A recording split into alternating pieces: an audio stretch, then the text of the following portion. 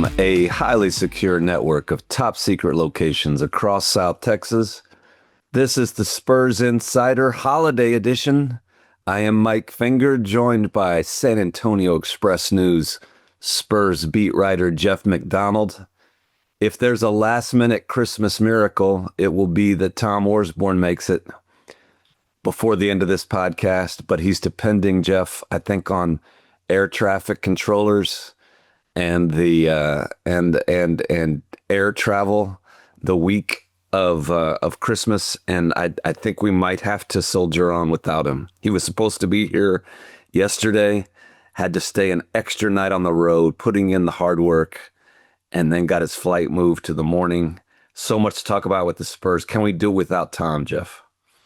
No. Let's sign off now and come back tomorrow. How about that? I know the listeners value Tom's expertise, his professionalism. Jeff and I probably will not be able to make up for what's lacking in the latter, but maybe we can approach it in the probably not the former either. The San Antonio Spurs, the local Cagers, were supposed to fall apart a long time ago. They weren't supposed to make the Cup finals or semifinals or quarterfinals, according to the expertise of Jeff McDonald on this podcast. They made it that far, and then all 6 days in Vegas, emotionally spent after beating the Oklahoma City Thunder, falling to the New York Knicks. The Victor Wembanyama coming back from his month-long absence. Sure, 13 different road games, 13 games in 12 different cities over the course of 4 months. And they still haven't hit the wall yet. Are you surprised by that?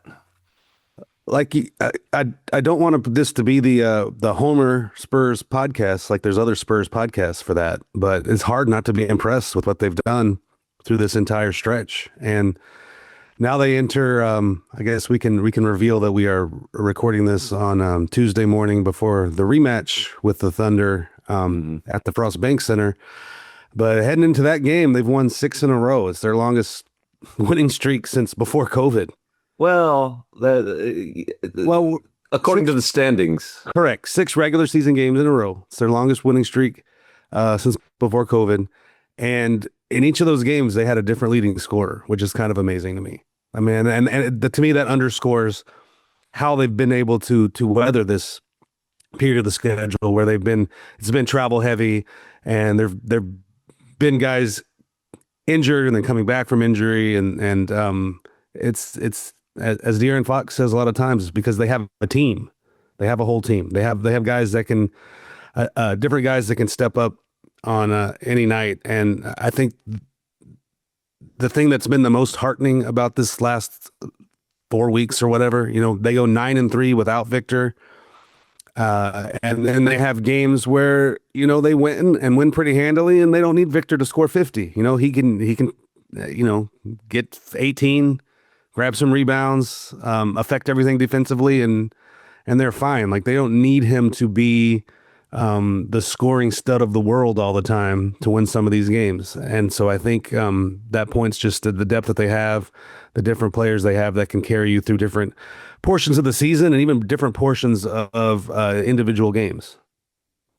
Oftentimes when teams rebuild through the top of the lottery, as the Spurs have in recent years, just the last 3 years in particular, from Victor Wembanyama to Stephon Castle to Dylan Harper, the reason that takes a while to produce dividends generally is because, okay, even though you have talent and young talent at the top, it takes a while to build out around that.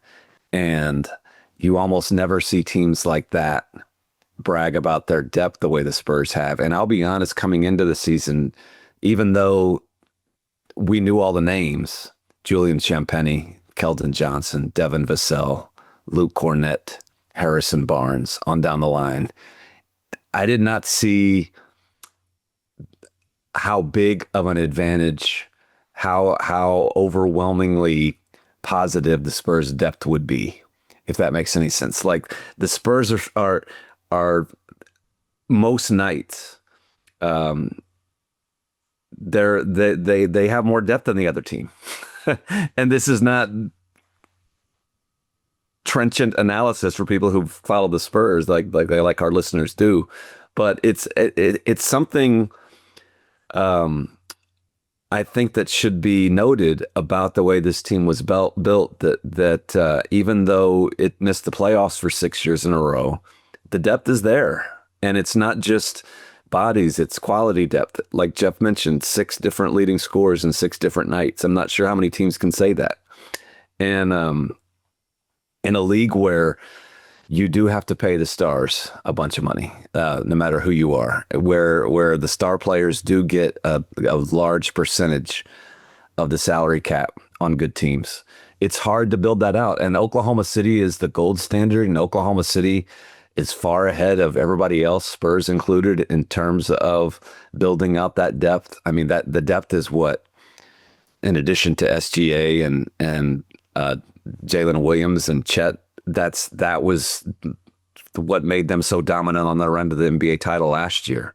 But the Spurs have done really well there, and to be able to weather what they've weathered, all their top 4 guys have missed 9 games at a time, a couple of weeks at a time. And to be where they are heading into this second Oklahoma City game, 21-7, a 750 win percentage. I did not see that coming. We didn't see a lot coming this year. That's part of it that I did not see coming. It's still early. I guess you'd say like the jury is still out maybe, but it looks like Brian Wright and his front office team have just made every move since the Victor Wembanyama draft has been an A+ so far. I mean, we can. I know there was a time you could really quibble with some of the draft picks pre-Victor, Luka Šamanić, Josh Primo. I mean, that 2022 draft right before Victor is looking like a disaster. Like we might get into that a little bit, but go ahead. Malachi Branham and Blake Wesley are not here anymore. Mm-hmm. Jeremy Sochan has not been extended and is not even in the rotation right now. But from the moment they got Victor, everything they've done has turned to gold. I mean, you start with getting Harrison Barnes for not just nothing, we're getting Harrison Barnes and a pick swap for nothing. Yeah. Getting the De'Aaron Fox trade and then the draft picks. I mean, obviously, when you're drafting in the top 5, that's a lot easier than when you're drafting in the late lottery or the middle of the draft. But they nailed Stephon Castle and they nailed Dylan Harper. And you can say maybe those were no-brainers at the time, but those 2 picks have been just huge when you explain how they've gone 21-7 to this point. I would throw in that the Spurs had another first-round pick the year they drafted Stephon Castle, and people were up in arms about not using that pick. And the team that used that pick, I'm not sure, is making Rob Dillingham has a long career ahead of him. He's a young guy, but I'm not sure that that's something that the Spurs regret right now. He's not making the Spurs say, "Oh, we should have held on to that guy." And by the way, they weren't going to take him; they took him for the Timberwolves. But that's another move that right now looks pretty decent. And I guess now is as good since you brought it up. There have been people out there asking. It's funny that through the history of this podcast over the last 3 years, we've gone from people asking why the Spurs are relying so heavily on Jeremy Sochan to why the Spurs aren't playing Jeremy Sochan anymore. And to me, my answer to this would be just watch the games. I think that watching the games provides more insight than Jeff or I could offer here. He's. I don't want to go out too far out there with the hot take, but the Spurs don't need him, and he's not changing their minds about that during his stints on the floor, and he hasn't been completely buried. He's right now, I would say, number 10 or number 11 on the depth chart. And a lot of nights the Spurs play 9 guys, and sometimes when the Spurs play 10 guys, they play Kelly Olynyk, and sometimes when they play 10 guys, they play Jeremy Sochan. and he hasn't been terrible, but he's also not really forcing the issue. And I think just if you watch the games, you watch the way he plays, you watch the way Mitch is using him, the writing is sort of on the wall. Yeah, we it goes back to the depth that we talked about earlier. They have too many guys to play now, and he's clearly the one that's out of the rotation. And I mean, he I'm trying to think how to say this. He's also not been dealt the greatest hand. Like I don't want to put it He has all on one side or the other, but they haven't really been able to find a the right role for him. And when it looks like they found I mean, to me, it's just he's that bench energy defender guy. But he's had to be backup center for a lot of this because Victor's been out for a lot of the last 2 seasons. We all know about the ill-fated point guard experiment from a couple years ago. He's just never really seemed to find his niche for very long, and it just seems like the team has been constructed kind of without him in mind. He just doesn't. There's an apparent fit. There's an apparent fit for how he would fit into what they're doing now and what they need now. Now maybe there's injuries that pop up along the way. There surely will be, and he'll get a chance to change people's minds. But he's also a player that I mean, it's also hard to change. In the situation he's in right now, it's hard to change anybody's mind when you're playing every other night. Some nights you're in there for 4 minutes. Like that's just it's a hard ask. It's a hard ask, and I don't want to act like it's all the Spurs doing him wrong. That's not what I'm getting at. They don't have a reason to. It's exactly what you said. They don't have a reason to force to play him right now, and he's not giving them a reason when they do. He's fine this year they're happy he's around as a 10th or 11th guy. And when people get hurt, and people do get hurt, there will be more Jeremy Sochan minutes. And you can throw him out there as your 10th or 11th guy and get some energy, get some defense, and he doesn't kill you. But when you say he hasn't found a role on this team, they're just, it's 2025, man. There aren't a lot of teams where you can consider a player like that with that profile to be a foundational or integral piece. Like his jump shot has improved this year, but it's still the defenders don't have to respect it necessarily. And there's just, you look at the 9 players ahead of him and they all offer something that you're not going to put on the bench. And so, I mean, teams play 9 guys. Sometimes they play 10, but that's just the way rotations work. And I don't think it's Jeremy's fault.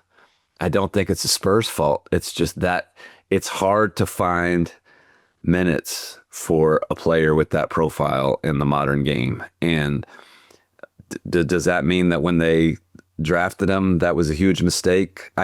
As a guy who the week of that draft on this podcast said, if I'm the Spurs, I take Jeremy Sochan. I can't go back and rip them for taking him because I saw what the Spurs saw.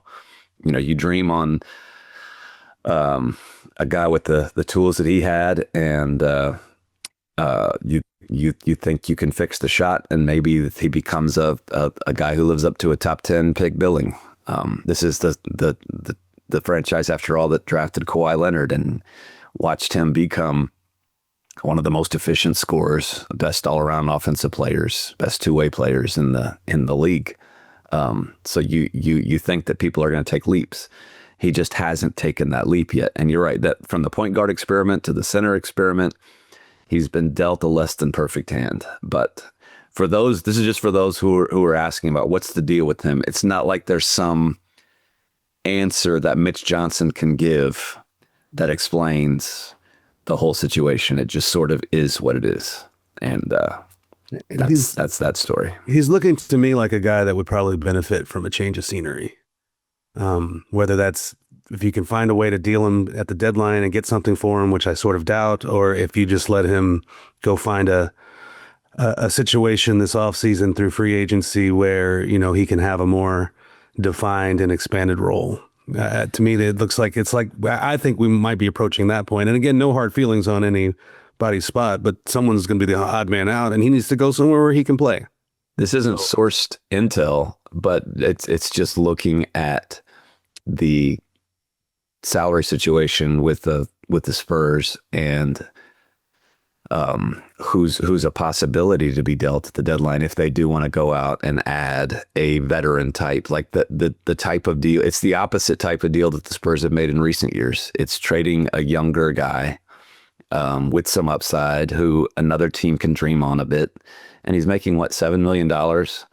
Like, to me, if the Spurs make a deal, and I don't think they will, they typically don't make deals at the deadline, but it could be a deal where you try to find if there's a veteran shooter that could give you a little of what the Spurs lack, which is that 3-point shooting. Maybe another team out of the race can think that they can fix Jeremy. And the most tradable deals on the roster right now are Jeremy and Kelly Olynyk. I don't know how that matches with potential partners, but I could see that, and then I could see anything happening in restricted free agency if he sticks around. Somebody offer him a deal, and the Spurs not matching. Spurs getting him back for a bargain deal if no one comes after him. Like there's still all kinds of ways the Jeremy Sochan story can end.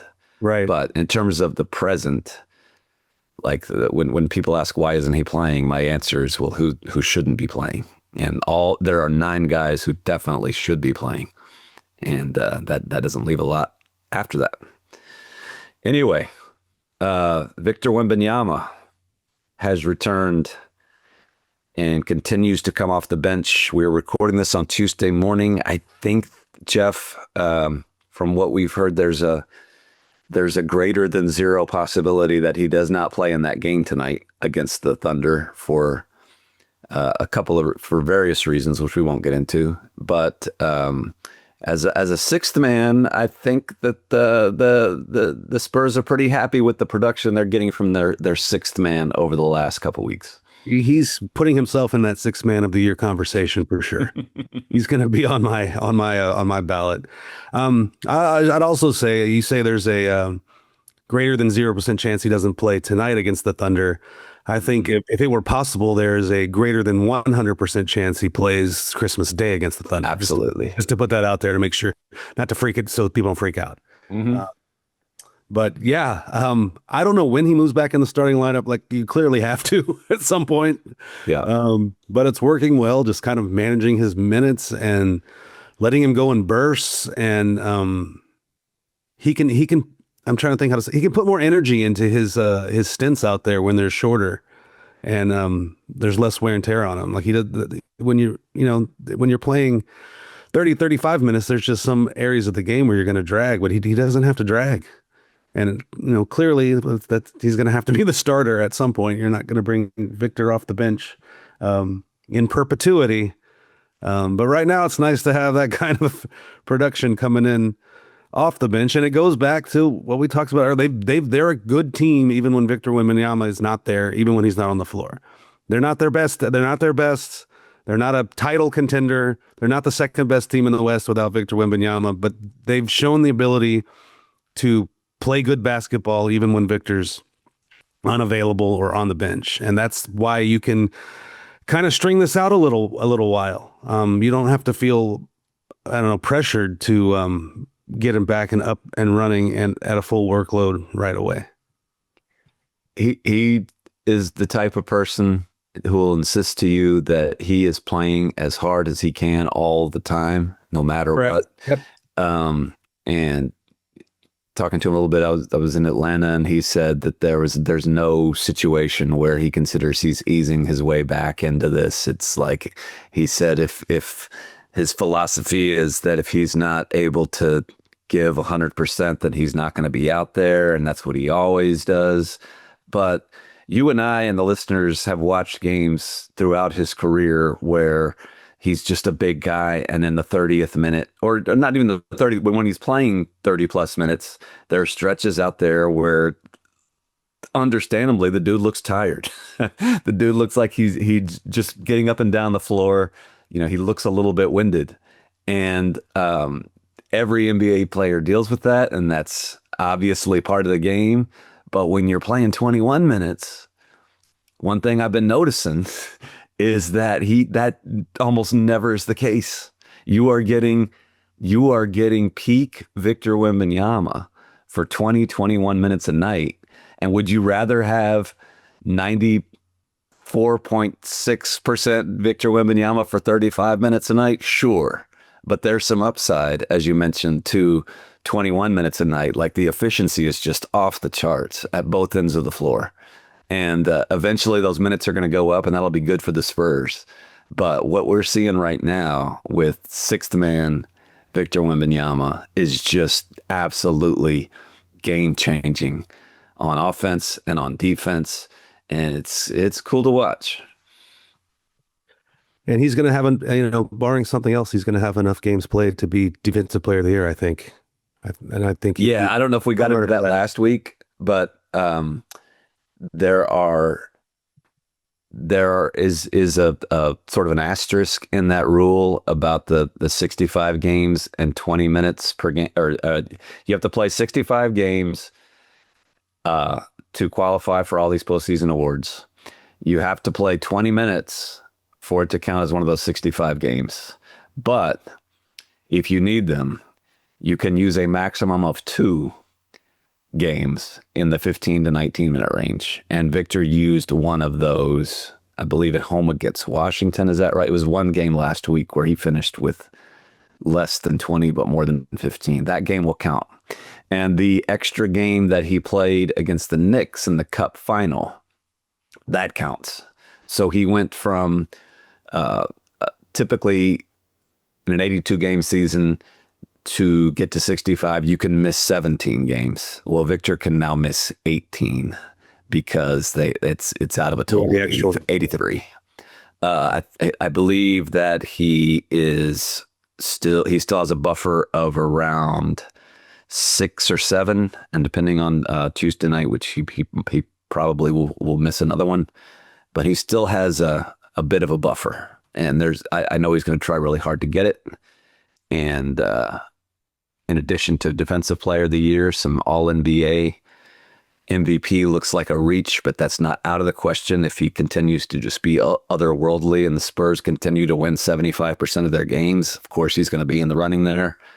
But yeah, to miss the time that he missed and to come back the way he's come back, I won't say that's surprising because you always expect the otherworldly from Victor, but it has been impressive, and the Spurs are really encouraged by what they've seen.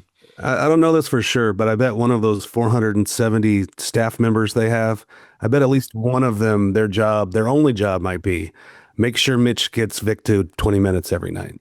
Yeah. Like, track the minutes, and if he needs to go back in for 1 or 2 more, make sure Mitch knows that. I promise you there's someone it's their job. Well, I promise you someone with Victor's team is making them aware of that, and plenty of people on the Spurs team are aware of that. And of those 400, what did you say, 400 and how many? 72. 472. 471 are massaging him after the game on that table when you walk by. Right. you see all those hands in there working on. That's one of that's a scene to behold, man. It takes a lot. You're joking. It literally takes 6 staff members. It takes a village to raise a child. It takes the 2 villages to give Victor his physical therapy after games. You walk by there and there's 3 massage therapists a piece on each leg. Yes. I'm not even making that up. That's yes, you're making that up. You're making that. I think I even wrote that one time when I walked by there. There were 3 people on each leg. That is an exaggeration. Don't aggregate that. It is not. It's hyperbole. There are a lot of people that work on the Spurs physical therapy staff, physical what do you call it? The wellness, all that stuff. Training staff, excellent. But there's not 6 people working. There's a lot, but I don't think there's 6 people working on 2 legs at the same time. I saw it with my own eyes. we're gonna. Do you realize that credibility is one of our greatest commodities? And once you start losing the credibility, man, things go downhill. Is that right? I don't care who worked here over the years. We got to live up to our, the Buck Harvey, Mike Monroe, Tom Orsborn. They all built us up this credibility, and you're gonna just throw it out the window with hyperbole. You know, it's like throwing out the legacy of Walter Cronkite or something. Well, did you got that? Hmm? Did you get that? Concrete? Well, again, I'm ruining the legacy of our fine publication, and I need to take care not to do that. We need to live up to our forefathers and whatnot, and we don't need to be letting people aggregate stuff about 3 trainers per leg. That's over the top. I don't know how to move on from that, other than to say that you want to get into what's ahead with these Thunder games. Like, there's a lot of Thunder games coming up. A lot of Thunder games. Yeah, we got 5 minutes. What do you want to talk about? How this is going to be another. You told me you had a hard out, so you run these next 5 minutes. Oh, okay. Well, then bye then. Yeah, they play the Thunder twice in a row, right? Tonight, which I think might occur after or before a lot of people are listening to this podcast, and then Christmas Day. And they got another one coming around the bend in January, in the middle of January. So it's going to end with the cup. It's going to end up being. The 5th one is early February, I believe. Is that right? It's 5 times really quickly. And the Thunder will be up. The Thunder will be up for both of these next 2. The Spurs might have caught them a little bit napping, a little bit taking the lowly 6 years without the playoff Spurs for granted in Vegas. I think the Spurs are going to be up for the next 2. I'm sorry, the Thunder will be up for the next 2. The Spurs will be too. Victor's really going to be up for that game on Christmas morning, but it should be interesting to see how the Thunder handle this. Go ahead. It's going to be hard to win them. I mean, I don't think that's trenchant analysis, but you know how I feel about the Thunder. They're freaking good, and they're hard to beat, and the Spurs did well to beat them once, and if they can beat them again somewhere in this stretch, you tip your hat to them. But I'm still, it's still hard to beat those guys. As good as the Spurs are, it's still just really hard to beat that team the way they play. They have lost again since losing to the Spurs. They're not as perfect as we thought. They have. What's also funny is the Spurs, they get them at least once every year that they've had Victor. Like they beat him once a year, so it's possible. Usually at home, so we'll see how it goes. The Thunder have, in these next 2, I would say a bit of an event. Let's say Victor Wembanyama does not play on Tuesday. This could prove to be completely false by the time people listen to this, but that's an edge, obviously. And then you're home on Christmas in front of what's sure to be a pretty raucous crowd in downtown Oklahoma City on Christmas. That's another tough one to go up against the Spurs. I think that it'll be tough to get one of the next 2. But I think if over the next 4, I would not be shocked if the Spurs get a couple of them. Is that more than one? Way out on, is that more than one? Way out on the limb? Interesting. I think the Spurs get 1, and if you get 2, I would just say if you get 2, you're way ahead of the game, because that's 3-2 for the season. Yeah, if you're getting one of them is pretty good. I think the Spurs will get one of them. If you're setting it at 1.5 for the rest of the game, I'm taking the under. Or rest of the games that they play of the 4 that they have left. 5 out of 4. I'm taking the under. I probably would too, but 2 is an overwhelmingly positive thing. I think. Oh yeah. Yeah, that would be a success to get 2 of the next 4 and 3 out of the 5 in the season. So we'll see if they can do it. Getting 1 this week would be. Do you want to call either one of those unwinnable? That seems to have worked well for the local Cagers so far. I think I might be out of that business because they clearly are. If I say it and then they lose, then it ruins my streak, and I don't want to do that. Okay. You have a heart out. Do you have your Christmas shopping done for your for your young McDonald's yet? Oh, well, I was under the impression that Santa Claus does that. I see. So I didn't, I did nothing. I thought a jolly fat man with a beard was going to do it for me. Were the young McDonald's naughty or nice this year? Oh Lord, that's a story for another day. Okay. Well, enjoy your holiday. They're just going to keep. They're going to keep the West Virginia coal industry in business all by themselves. I bet the young McDonald's were far nicer than the old McDonald gives them credit for. And I bet all the listeners were too. May you all get something other than West Virginia coal over the next few days, regardless of how you celebrate or what you celebrate. Until we see you next time, take care of each other and keep it real.